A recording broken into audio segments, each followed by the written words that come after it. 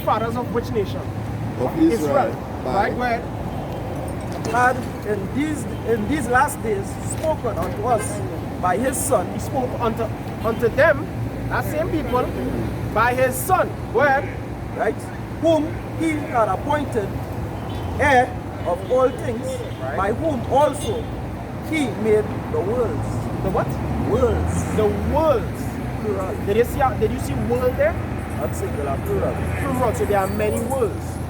Alright, there's the world of, as we say here, the world of sport, the world of entertainment.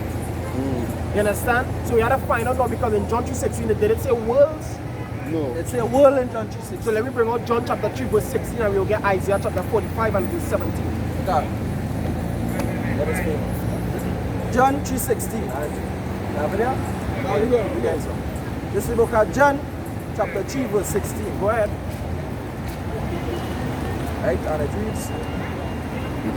I'm going to pay attention, man. I'm full.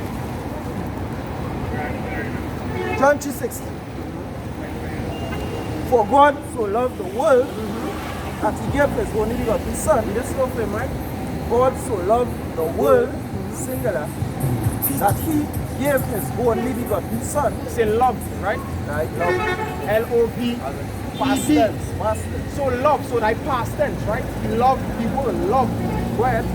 That he gave his only begotten son, that whosoever believeth in him should not perish, but have everlasting life. So whosoever believeth in him shall not perish, but have everlasting life. But no, and then church, you know something about context, right? What's context? Subject and verb agreement also. Right. The word context means what the text. What is what really speaking of, what that verse is speaking about. Alright, so what we're going to do is we're going to read two verses up. Because to get the context, sometimes you have to start higher up to understand what it's speaking of. So you don't go to the verse 14. Alright, John 3:14. Again, numbers 21. And as Moses lifted up the serpent in the wilderness. So as Moses lifted up the serpent in the wilderness, when that happened? That is previous when the people would die. Right, but people read it. dying, they are told to lift up the... Where? Which people was dying? The Israelites. Where? Nice. Uh-huh. Even so must the Son of Man be lifted up. Even so must the Son of Man be lifted up. Right, so now the serpent was lifted up in the wilderness to Israel because they were in problems. They needed salvation, they needed help. Alright? And the scripture goes on to say that so must the Son of Man be also lifted up. So the serpent wasn't lifted up to the world. In the sense that it wasn't lifted up to each and every race of people. It was lifted up to this world. Hey, can you look at Numbers 21, my boy? Numbers chapter 21, read from verse 88. from verse 4. It says, on the journey from Mount Hor by the way of the Red Sea to compass the land of Edom, and the soul of the people was much discouraged because of the way, and the people spake against the Most High and against Moses. Right, so they speak against Moses and against Moses. And that's a sin. They speak against the king. Okay. You understand? They speak against the God. Let the point come out. Where? Wherefore have ye brought us up out of Egypt to die in the wilderness? Go ahead. For there is no bread, neither is there any water, and was so loaded just like bread. And they didn't like that bread. They didn't want that food. They were weary of the things that the Most High was giving them. Alright, so they wanted to depart from the Most High. They wanted to do their own thing. But go ahead. It says, and the Lord sent fiery serpents among the people, and they bit the people, and much people of Israel died. Much people of Israel died. When they spoke against Moses, let me say this, they sinned.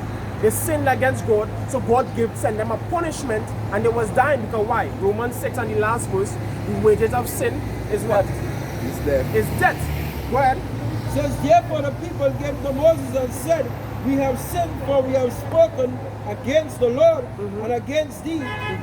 Pray unto the Lord that he take away the serpents from us. And Moses prayed for the people, and the Lord said unto Moses, make thee a fiery serpent, and set it upon a pole, and it shall come to pass that everyone that is bitten, when he looketh upon it, shall live.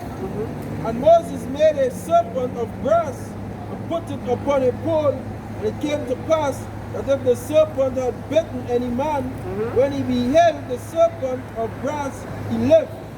He lived. So that serpent of brass was like salvation unto them. And that was a representation of what? Let's see in John 3:14. John chapter 3 verse 14. And as Moses lifted up the serpent in the wilderness, Bring it out. even so must the Son of Man be lifted up. Even so must the Son of Man be lifted up. Just as he lifted up the serpent in the wilderness to Israel, so must the Son of Man be lifted up. And how was the Son of Man lifted up? He was lifted up how? Crucifixion. The crucifixion. So who he died for? Who was that? Who was that crucifixion for? I want you to continue. Israel, bring it up. I want to continue. Can't. Going to 15 and going to 16. Can't. I'm a Christian. No, you stop there. Are the words. And he's on the one because that cosmos, that eon and that oikomendi, just tie up people. English. But I want to bring it out here after cosmos here, right? I can't cosmos there, alright, God. And that will take place. A lot of misinformation. A lot of these pastors, they take up the Bible and they read without the context.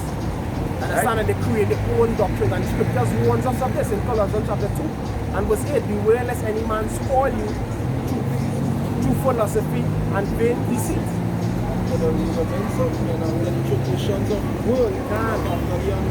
Not after the anointed, not after this word. And in the book of Isaiah chapter 8 verse 20 says, if they speak not according to this word, it's because there is no light in them. After the pastor brings John 3:16 and apply that to the whole universe, what other scripture you can bring to back up that? All right, so now, as you say that now, using the same text, the same analogy where Christ said that he will be lifted up. What did that text say? Huh? What did that text say? Jesus himself said, and if I be lifted up, I will draw who? I will draw men.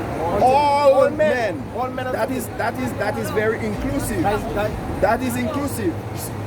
So now let me show you. That is what I'm saying. Line upon line, piece upon piece. Let me bring it to you now. You said for God so loved the world that he sent his only begotten son. That what?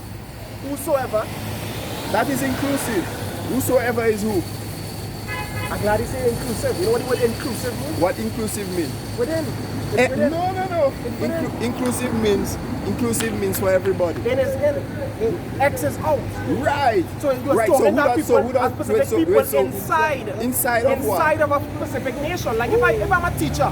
So you just said inside of a specific nation. So basically what you're saying that there are people who are part of this nation that Jesus hates. 2/3 of them. But we're talking about that. We're talking about who salvation is for. But yes, now, this is what I'm going to say. If I'm a teacher, right? And I walk into my classroom. You know, teachers have assigned classroom. Yeah. Assigned students. And I say, whosoever passed this test. You know what I said? I came in the classroom and I said, whosoever passed this test shall receive this reward. I said, I use the word whosoever. Now, does that whosoever apply to everybody in the school? No. No, because I was it applies to everybody where in the what? I was in a specific classroom. Right, but so you no, say, but God so loved the world. So how could you say for God so loved? No, but the Bible. No. We have to be careful because the Bible. It didn't say for God so loved the nation.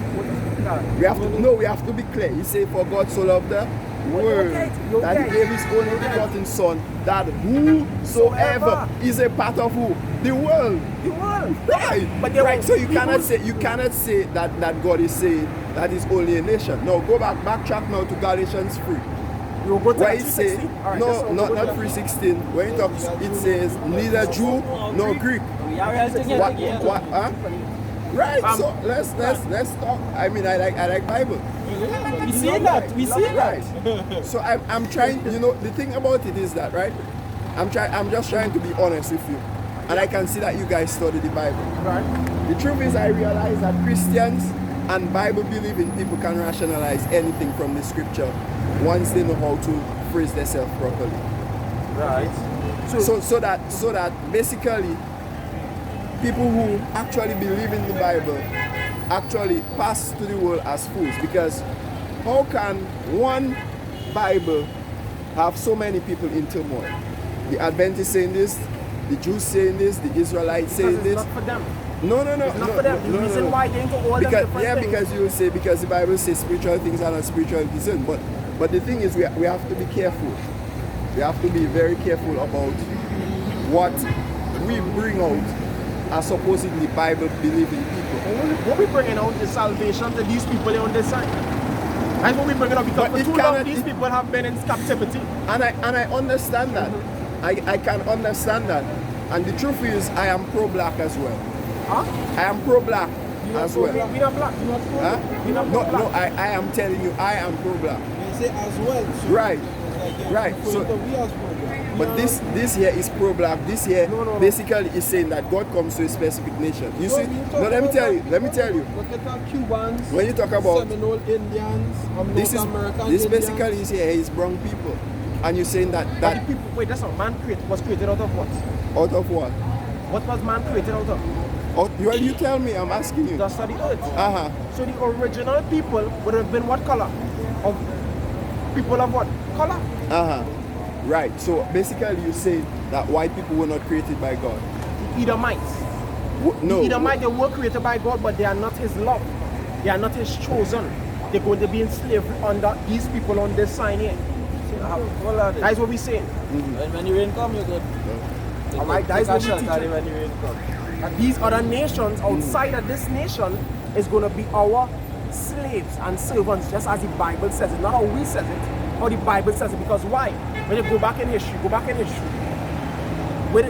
had us in slavery? Them.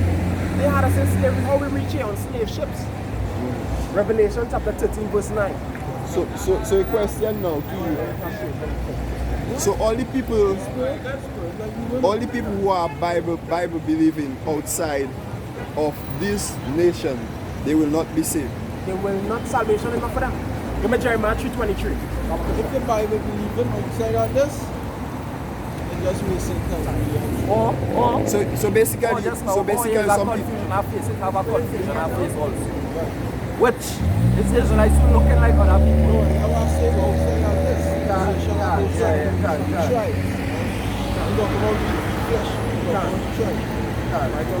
Jeremiah 3:23. Let's look at Jeremiah chapter 3 verse 23 and it reads, right? Jeremiah chapter 3 verse 23. And we try to jump to the still from the window. Truly in vain is salvation hoped for. Truly what? In vain. In vain. What does he mean by in vain? As the brother was just saying, they were Worthless. saying, they are reading the Bible and not a part of this. They're wasting time. That's in vain like you're wasting your time. Go ahead. So truly in vain is what? Salvation hoped for from the hills. From the hills. And what? And from the multitude of mountains. And from the multitude of mountains. You know what I'm referring to? What the scripture refer to as hills and mountains? Other nations. Other nations and governments. You understand? So the scripture is saying truly in vain, meaning they're wasting their time if they're seeking salvation. Because salvation is not for them. But read who salvation is for. Truly, in the Lord our God is salvation for Israel. Salvation for who? Israel. For Israel. And with the scripture, we didn't say that. In the scripture, they say, well, salvation is for Israel and these other people, these Chinese, you understand? These so-called white race of people who accept it. But it's not for them. It's in Revelation. In fact, right, it's a fact that a man sees comics. No matter how hard you try, the comics are seen to look like somebody else. Or your father is out and your bloodline ends. If you make only daughters, that is a day for your So if it is now, Israel was a man who had some sons who the Most High made a covenant with, which was the old and the new covenant pertaining to, of whom putting at the adoption and the grafting. Covenant mean agreement. And the grafting, because there is a familiar scripture people just bring out, you know? Because to graft something, if you know anything about agriculture, I don't know what they're saying, you cannot graft a brassica with a fruit tree. Had to be of the same family. Citrus. Men and brethren of the stock of Abraham. A root stock is one thing, then we'll grow up and grow branches. If one break off, you can graft it backwards. And even the Lord, spiritually, He told us not to graft for these other nations. He told us not to marry unto them. Don't give our sons unto them. Don't give our daughters unto them. Because why? He knew that there would have come a time where we could have confusion of faces. In the sense that we might have an Israelite man looking like a Chinese. Because why? An Israelite man went and sleep with a Chinese woman. But Israelite man went and sleep with an East Indian, and they're looking different. They didn't have the appearance that they supposed, the natural appearance that they're supposed to have. So the Lord was trying to prevent all that. Alright, but we're in that position today because that did happen. We went on to these different nations, have sex with the women had sex with our men, and for whole yes. Numbers chapter 24. Numbers chapter 24 and verse. Numbers 24 verse 7 says, He shall pour out waters, he shall pour the water out of his bucket, and his seed shall be in many waters, and his king shall be higher than Agag, and his kingdom shall be exalted. The seed shall be in many waters. Alright, when they bring waters, go back to people, it will be in many nations. And it's time to go have sex with these different, have interracial sex with these other nations. As the scripture spoke about Ephraim, like a cake until, for they have mingled themselves with these other nations.